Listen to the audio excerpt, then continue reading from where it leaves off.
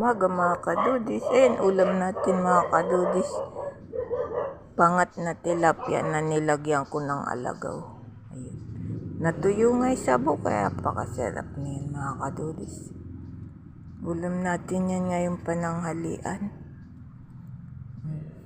Good morning po sa inyong lahat mga kadudis. Ingat-ingat po. Uwi yan ni Taytay yung tilapia na yan. Umuhuli sila doon sa Peter. Binigyan. Paulam. Pero di pa nga po umuwi. Di pa tapos. Tapos mayroon pa uling huhulihan. Marami tayong isda mga kadudis. Masarap yan mga kadudis. Tunay na tilapia kasi yung pinangat ko. Natuyo yung sabaw. Salamat po sa mga nagko-comment, like. Salamat po. Salamat sa mga nagsusubscribe. Salamat po.